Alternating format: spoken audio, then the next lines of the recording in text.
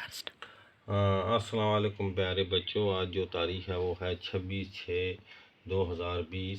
جماعت جو ہے آپ کی ہے دوسری، تو مضمون اردو ہے۔ عنوان جو آج ہمارا ہے وہ خرگوش اور گینڈا، ان کی کہانی ہے۔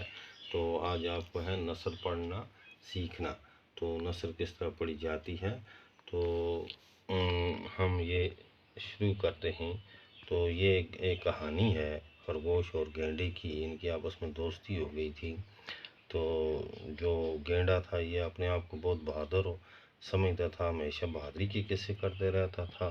تو جو خرگوش تھا وہ چپ چاپ سنتا رہتا تھا، غصہ اس کو بہت آتا تھا۔ تو ایک بار اس نے اس کو دعوت دی جنگل میں رہنے کی۔ تو دوسرے جانوروں کو بھی اس نے بولا کہ اس کو میں دعوت دوں گا، تو ہم اس کو یہ فخر ہے تو یہ اس کا نکالیں گے۔ تو انہوں نے اس کے ارد گرد گڑھا کھود دیا۔ جب یہ سویرے اٹھا تو اس نے دیکھا گڑھا، تو یہ نکل نہیں سکتا تھا۔ تو بہت بھاری جانور ہوتا ہے، جیسے آپ نے یہ دیکھا نہیں ہے، جیسے بھینس کو آپ نے دیکھا بھینس کی طرح ہوتا ہے، تو اس سے بھی بڑا ہوتا ہے یہ۔ تو پھر وہ اس نے کہا کہ میں نہیں نکل سکتا ہوں۔ تو خرگوش نے بولا کہ آپ جو بولتے تھے اب بہت بہادر ہوں، نکلو۔ تو اس نے کہا کہ نہیں، اب مجھے عقل آ گئی کہ آئندہ ایسا نہیں کرنا چاہیے۔ تو اب آپ پڑھیں گے، جیسے یہ پیج نمبر 80 آپ نکالیں گے، اس کو پڑھیں گے، میں پڑھوں گا آپ دیکھتے رہیں گے۔ خرگوش اور گینڈا۔ ایک خرگوش کی ایک گینڈے سے دوستی ہو گئی۔ دونوں اکٹھے کھاتے اور اکٹھے سیر کرتے۔ سب جانور اور پرندے ان دونوں کی دوستی کی مثالیں دیتے، لیکن گینڈا خرگوش پر اپنی طاقت کا ہر وقت رعب جماتا۔ گینڈے کو اپنی طاقت پر بہت فخر تھا۔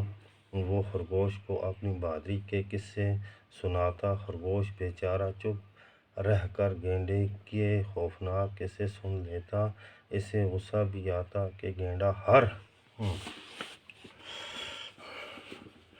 وقت اپنی بہادری کے قصے سناتا رہتا ہے، خود کو بہت بہادر سمجھتا ہے۔ ایک دن خرگوش نے کہا، گینڈے بھائی، آج تمہیں سارے جنگل کی سیر کروانا چاہتا ہوں۔ گینڈا خوش ہو گیا اور اس نے کہا، ہاں ہاں چلو، میں تیار ہوں۔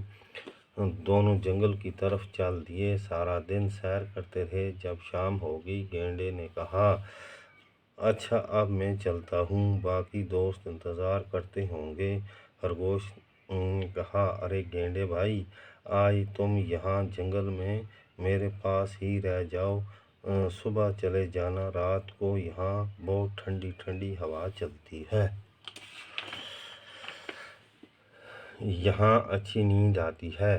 گینڈا خرگوش کے اصرار پر رک گیا۔ اس نے کہا بار بار کہنا، جب اس نے بار بار بولا تو یہ رک گیا، اور اس نے کہا، اچھا ٹھیک ہے، میں یہیں رہ جاتا ہوں، لیکن میں تو سوچ رہا ہوں کہ کوئی مجھے یہاں دیکھ کر ڈر نہ جائے اور کوئی نقصان نہ ہو جائے، کیونکہ اکثر جانور مجھے دیکھ کر خوف کھا کر بھاگ جاتے ہیں اور کئی بے ہوش بھی ہو جاتے ہیں۔